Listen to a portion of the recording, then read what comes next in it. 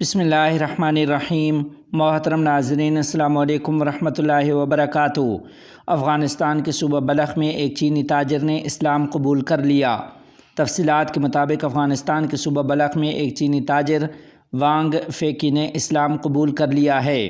صوبہ بلخ کے governor office کے مطابق اسلام قبول کرنے کے بعد اس چینی تاجر، جس کا نام وانگ فیکی ہے، کا مقامی حکام نے ایک تقریب کے دوران نام عبداللہ محمد رکھا۔ یہ چینی تاجر امارت اسلامیہ کے ساتھ مل کر بلخ میں متعدد کارخانے بنانے میں مدد کرنا چاہتا ہے۔ واضح رہے کہ چند روز قبل قندھار میں بھی ایک غیر ملکی سیاح مشرف با اسلام ہوا تھا۔ قطر کی افغانستان کے شعبہ صحت کے ساتھ تعاون کی یقین دہانی۔ تفصیلات کے مطابق وزارت صحت کے مالی اور انتظامی امور کے ڈائریکٹر ملا بخت الرحمان شرافت سے قطر کے ناظم الامور برائے افغانستان ڈاکٹر مردیف القشوتی نے ملاقات کی ہے۔ وزارت صحت کا کہنا ہے کہ اس ملاقات میں انہوں نے ہیلتھ ورکرز کی استعداد کار بڑھانے، صحت کی خدمات کو بہتر بنانے کے لیے طبی آلات کی فراہمی اور قندھار میں 400 بستروں پر مشتمل ہسپتال کی تعمیر کے بارے میں تبادلہ خیال کیا۔ ملا بخت الرحمان شرافت نے افغانستان کے شعبہ صحت کے ساتھ قطر کی مدد کو ضروری قرار دیا ہے۔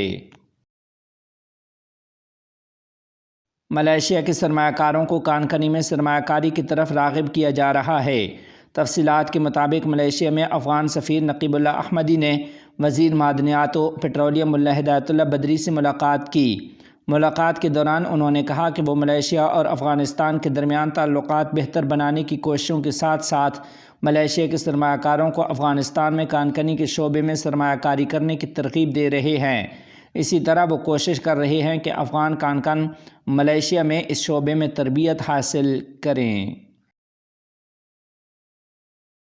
930 ملین افغانی کی سرمایہ کاری سے قالین فیکٹری کا افتتاح۔